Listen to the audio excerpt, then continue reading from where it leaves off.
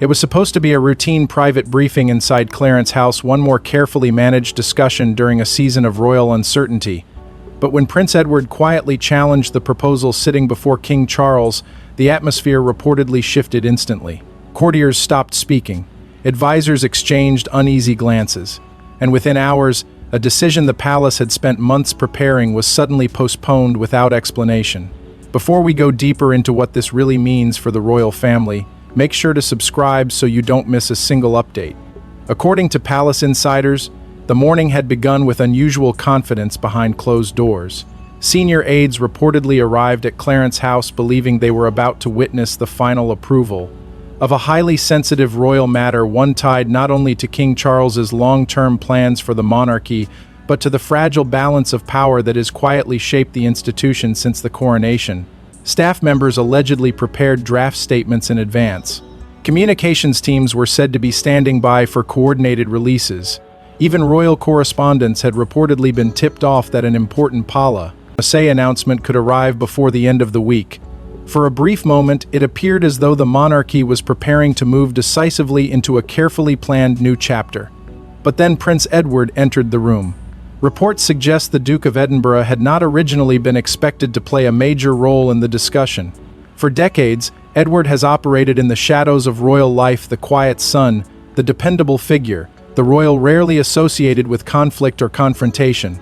Yet those familiar with palace operations insist that what happened next stunned even seasoned advisors. As briefing papers were allegedly reviewed inside Clarence House, Edward reportedly interrupted proceedings to raise what sources described as serious constitutional concerns. And almost immediately, the tone of the meeting changed. One palace observer later described the atmosphere as icy.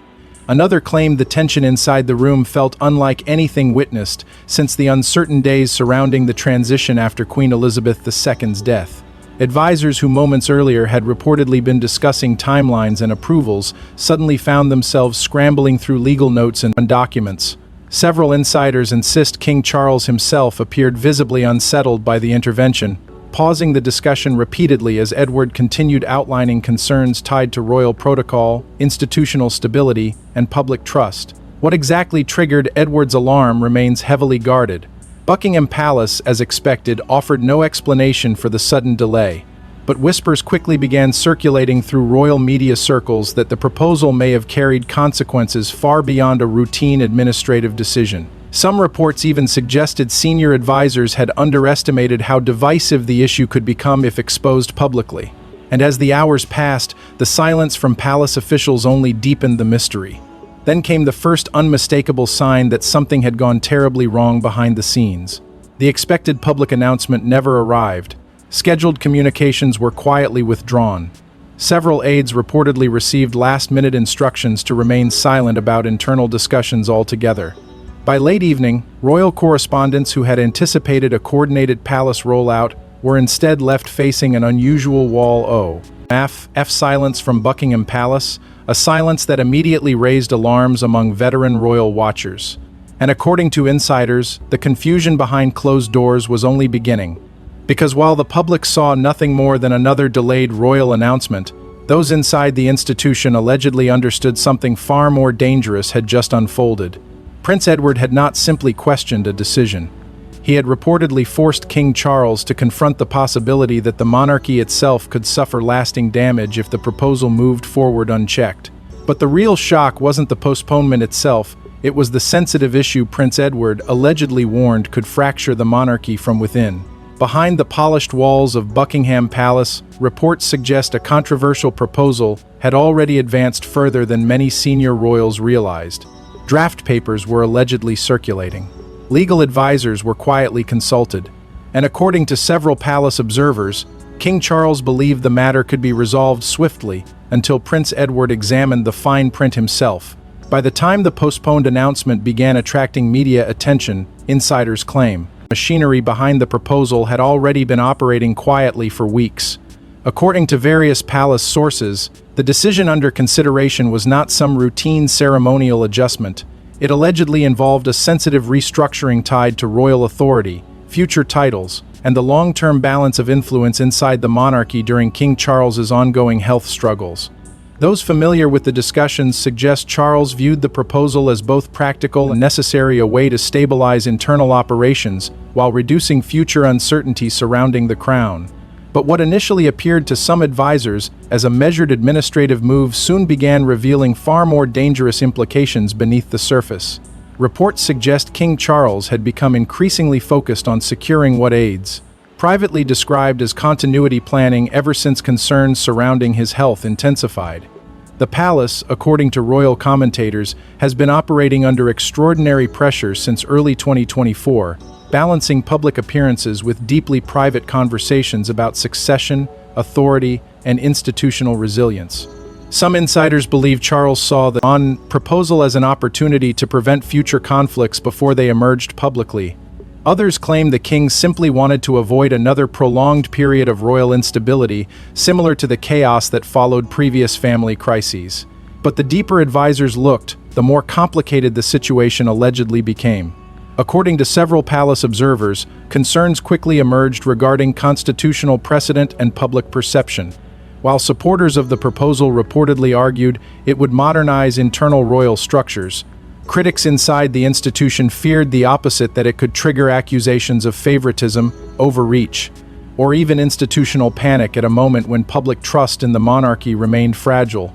Comparisons were quietly drawn to earlier royal controversies that had deeply damaged public confidence, including disputes over titles, succession roles, and private influence within the House of Windsor. And at the center of those concerns stood Prince Edward. Sources familiar with the internal discussions claim Edward became increasingly troubled as he reviewed legal documents tied to the proposal. What initially appeared straightforward, reportedly co-Mycean emerged, contained several constitutional complications linked to historic precedent, royal authority, and long-standing agreements established during Queen Elizabeth II's reign. According to whispers circulating among senior aides, Edward feared the palace was moving too quickly through legally sensitive territory without fully considering how the decision could be interpreted both inside Britain and across the Commonwealth. The tension reportedly escalated when Edward raised questions involving institutional risk. Several advisors allegedly dismissed his concerns at first, believing the palace could manage any public reaction through careful communication. But others inside Buckingham Palace reportedly began siding with Edward behind closed doors, warning that even a technically legal decision could still provoke serious backlash if viewed as politically motivated or inconsistent with royal tradition. Soon, the room itself appeared divided. Some senior aides reportedly pushed Charles to proceed immediately, arguing that delaying would only fuel speculation and weaken confidence in the monarchy's leadership. Others urged caution, insisting the proposal required broader consultation before moving forward. And as disagreements intensified, insiders claim the king found himself trapped between urgency and preservation, between solving one problem quickly and potentially creating another far more damaging crisis for the crown. But according to several palace whispers, Edward's growing unease was no longer limited to the proposal alone, because as he continued examining the details, he allegedly discovered connections that raised even more disturbing questions about what had truly been happening behind closed palace doors. And as Edward dug deeper into the details, insiders claim he uncovered something even more alarming hidden beneath the surface. For decades, Prince Edward operated quietly in the background, rarely seeking attention, rarely making waves. But according to royal insiders, this time was different. This time, the usually reserved Duke of Edinburgh allegedly walked into the discussion carrying documents, precedents, and warnings that even senior palace aides could not ignore. Inside royal circles, Prince Edward has long carried a reputation unlike almost anyone else within the House of Windsor. He was never considered the charismatic figure, never the rebelle, arrest, our prince, never the royal constantly dominating headlines. Instead, insiders often described him as something far more valuable to the institution itself, a quiet guardian of protocol, discipline, and continuity. While others captured public fascination, Edward reportedly spent decades mastering the hidden machinery of monarchy, constitutional procedure, ceremonial hierarchy, internal governance, and the delicate balance between tradition and survival that has preserved the crown through generations of crisis. And according to several palace sources, it was precisely that deep institutional knowledge that suddenly transformed him from a background figure into the most influential voice in the room. As concerns surrounding the controversial proposal intensified, reports suggest Edward began conducting private consultations away from the central palace operation. Advisors allegedly watched as legal documents, constitutional notes, and historic precedents were quietly gathered for review. Some insiders claim Edward even revisited archival material tied to earlier royal disputes that had once threatened the stability of the monarchy itself. What alarmed him, according to Palace Whisper, was not simply the proposal's immediate effect, but the precedent it could establish for future generations of the royal family. That realization reportedly changed everything. Sources familiar with the discussions claim Edward began privately confronting senior advisors behind closed doors, questioning whether the palace had fully considered the constitutional complications involved. Several aides allegedly attempted to reassure him that the proposal could still be controlled through careful legal wording and strategic messaging. But insiders insist Edward remained deeply unconvinced. One palace observer later described him as calm but immovable, warning that the monarchy could not afford another self-inflicted crisis while King Charles's health remained under such intense public scrutiny. And perhaps most striking of all was the reaction from King Charles himself. According to various interpretations of the meeting, Charles initially appeared resistant to slowing the process. Palace insiders suggest the king believed decisive action would project stability during an already fragile period for the institution. But as Edward continued presenting his concerns, something shifted. Advisors claim Charles listened more carefully than many expected, allowing lengthy discussions that stretched far beyond the original briefing schedule. For some within Buckingham Palace, it marked the first clear sign that Edward's intervention was no longer being treated as cautionary advice. It was becoming a serious institutional warning. Staff members who witnessed portions of the fallout described the Duke of Edinburgh as unusually direct. Gone was the softly spoken royal known for avoiding confrontation.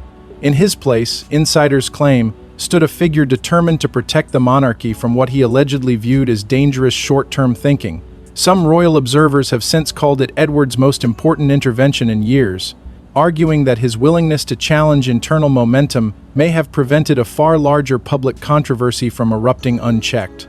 But inside the palace, not everyone welcomed his interference. As delays mounted and uncertainty spread, divisions between royal factions reportedly deepened. Some advisors quietly blamed Edward for disrupting months of planning. Others began rallying behind him, convinced the risks had been underestimation. From the very beginning, conversations reportedly grew sharper. Trust inside certain palace departments allegedly began eroding, and while the public remained unaware of the storm unfolding behind closed doors, insiders claim Buckingham Palace was already slipping into one of its most fragile internal standoffs in recent memory. But while Edward was trying to prevent one royal crisis, another problem was already beginning to unfold behind palace doors. As whispers spread through royal corridors, Buckingham Palace reportedly split into competing camps almost overnight. Some believed King Charles should move forward immediately. Others feared the monarchy was heading toward a devastating public backlash. And caught in the middle was a king already weakened by months of personal and institutional strain. According to insiders familiar with the unfolding turmoil, the atmosphere inside Buckingham Palace had become increasingly volatile in the days following Prince Edward's intervention. What began as a private disagreement over constitutional concerns was now reportedly evolving into something far more dangerous, a silent internal battle over the future direction of the monarchy. Monarchy itself. Advisors who once appeared united behind the proposal allegedly found themselves divided into rival factions, each convinced they were protecting the crown from disaster while quietly accusing the other side of pushing the institution toward catastrophe. Some senior aides reportedly argued that delaying the decision any longer would only worsen public speculation. These advisors allegedly believed King Charles needed to project strength, certainty, and authority at a moment when questions surrounding his health were already dominating headlines. According to Palace Whispers, they feared hesitation could create the impression of instability at the very top of the monarchy. Several insiders even claimed certain officials privately warned that reversing course after months of preparation could damage Charles's credibility far more than proceeding with the proposal itself. But others inside the institution saw the situation very differently. Those increasingly aligned with Prince Edward reportedly viewed the proposal as politically explosive if exposed publicly without broader consultation. According to various interpretations of internal meetings, concerns were growing only about constitutional precedent but also about optics, how the British public, Commonwealth nations, and even Parliament might react if the monarchy appeared to be altering sensitive royal arrangements during a period of national uncertainty. Some aides allegedly feared the palace was dangerously underestimating how quickly public opinion could shift if the story spiraled beyond official control. And as the divide deepened, tensions reportedly became impossible to contain behind closed doors. Sources suggest heated disagreements began erupting during private strategy sessions, with advisors clashing over timing, communication, and damage control. Staff members allegedly found themselves receiving contradictory instructions from competing palace departments. Some communications teams reportedly prepared draft statements supporting immediate action, while others quietly pushed for total postponement until additional legal reviews could be completed. One insider later described the atmosphere as controlled panic, claiming that the palace no longer appeared confident about what direction it should take. Then came reports that Prince William and Princess Anne had quietly been informed about the growing crisis. According to royal observers, their involvement instantly raised the stakes. Anne, long viewed as one of the monarchy's fiercest defenders of protocol, was reportedly alarmed by the institutional risks being discussed behind palace walls. William, meanwhile, was said to be increasingly concerned about how another major royal controversy could affect public trust in the crown at a time when the monarchy was already navigating unprecedented scrutiny. While neither publicly commented, insiders claimed their awareness alone shifted the balance of internal power inside Buckingham Palace. Almost immediately, palace communications allegedly tightened. Royal correspondents began noticing unusual schedule changes, delayed confirmations, and sudden restrictions surrounding media access. Planned appearances were reportedly adjusted with little explanation. Briefings became shorter, more guarded, and increasingly inconsistent. According to several veteran royal reporters, the silence itself became the story. The palace, so often obsessed with maintaining absolute control over public perception, suddenly appeared reactive rather than prepared. And behind the scenes, inside, Ardars claim what they called panic management quietly began taking hold. Advisors allegedly worked late into the evening attempting to contain leaks while simultaneously reassuring nervous staff that the situation remained under control. But according to palace whispers, confidence inside certain departments had already started collapsing. Some feared the monarchy was approaching a constitutional embarrassment. Others worried the internal divisions themselves could become public if the crisis deepened further. And all the while, King Charles reportedly found himself trapped between urgency, caution, and growing exhaustion as pressure mounted from every direction around him. Then came the moment that reportedly changed King Charles's mind entirely. According to multiple palace whispers, the turning point came not during a formal meeting, but during a deeply private conversation between King Charles and Prince Edward later that evening. No aides, no press secretaries. Just two brothers discussing the future of a monarchy already under immense pressure. By that point, insiders claimed the atmosphere inside Buckingham Palace had become almost unbearable. Advisors were divided. Communica and Tian's teams were scrambling behind the scenes. Rumors were beginning to leak beyond royal corridors. And at the center of it all sat King Charles, a monarch reportedly carrying the combined weight of personal illness, institutional expectation, and growing internal unrest. But according to sources close to palace operations, none of the formal meetings truly changed the course of events. Instead, it was a quiet late-night discussion between Charles and Edward that allegedly forced the king to confront the full gravity of the crisis unfolding around him. Reports suggest the conversation lasted far longer than expected. Some insiders claim the brothers spoke candidly in a way rarely seen within the rigid structure of royal life. There were reportedly no briefing folders by the end, no talking points, no carefully rehearsed palace language. What remained, according to whispers circulating among senior staff afterward, was something far more personal: fear about the future of the crown itself. Edward allegedly warned Charles that moving forward too quickly could create long-term institutional damage that might outlive both of them. The monarchy, he reportedly argued, could survive counter, I see, but it could not survive the slow erosion of public trust. And that distinction appears to have struck deeply.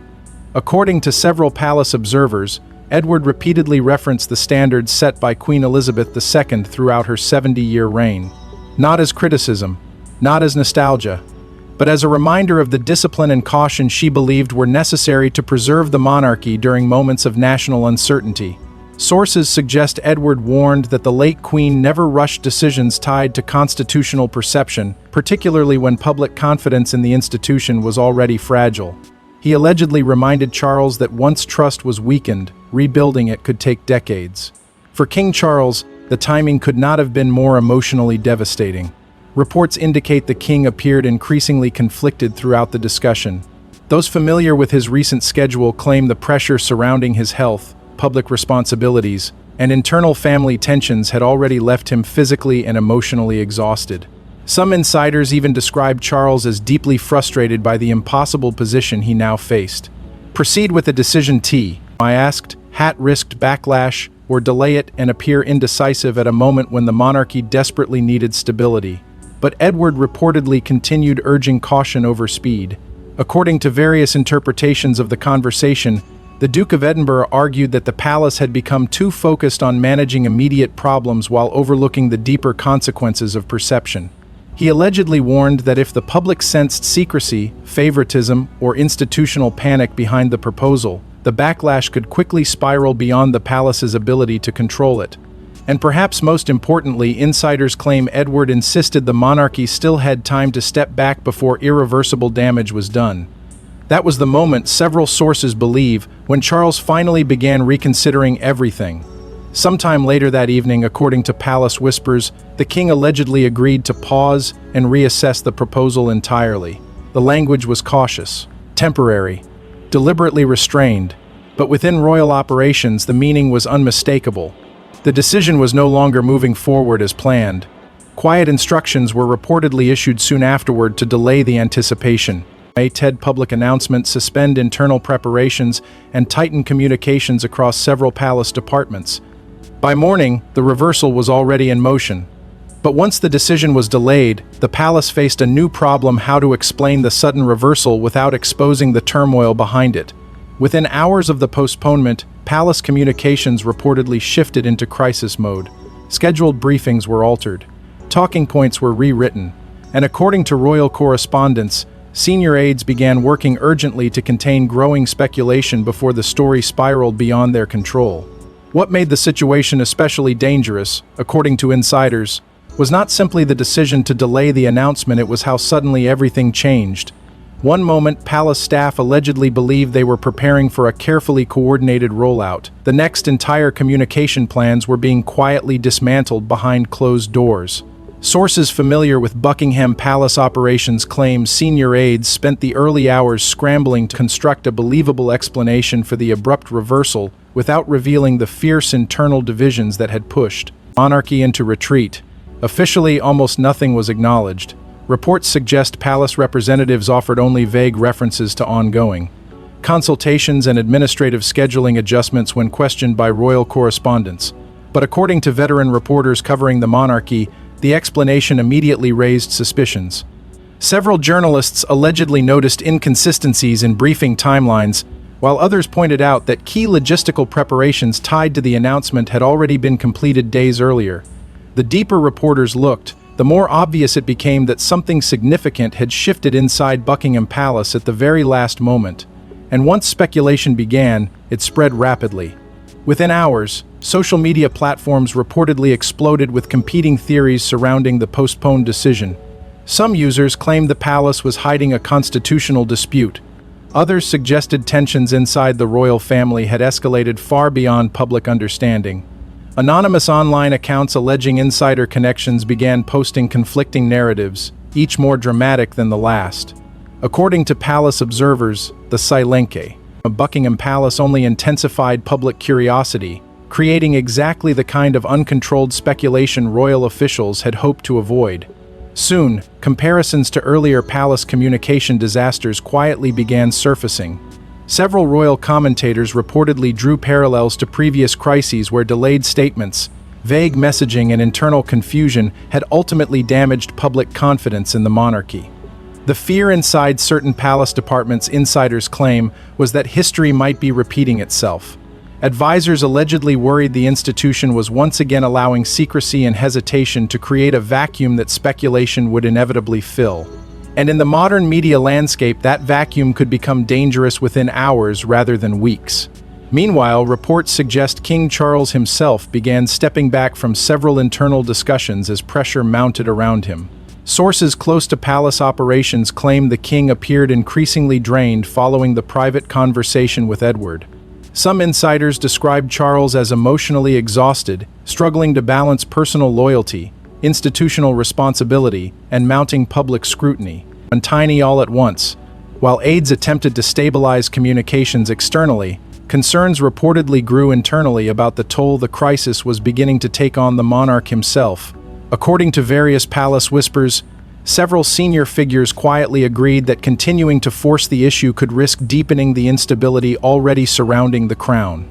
At the same time, Prince Edward's role in the postponement allegedly began circulating more openly through royal media circles.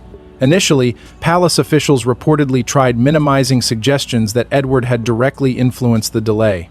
But as more details leaked, royal correspondents increasingly pointed toward the Duke of Edinburgh as the central figure who forced the monarchy to reconsider its course. Some insiders portrayed him as a constitutional guardian acting out of duty. Others privately accused him of creating unnecessary panic at a critical moment. Either way, his intervention was no longer hidden in the shadows, and with every passing day, public fascination only intensified. The lack of clear answers transformed the postponement into something larger than a simple administrative delay. Questions multiple. Rumors deepened.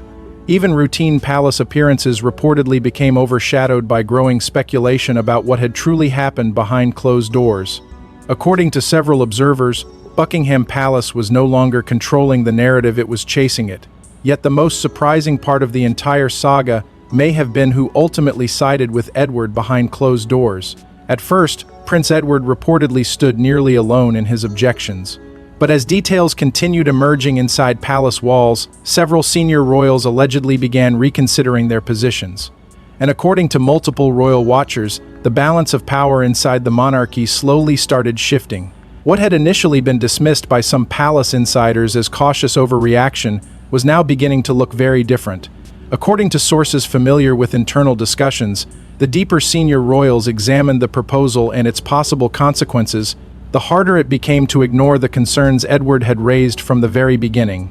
What once appeared to be a manageable institutional adjustment was now being viewed through a far more dangerous lens, one involving constitutional precedent, public enacts, confidence, and the long-term survival of royal credibility during one of the monarchy's most vulnerable periods in decades.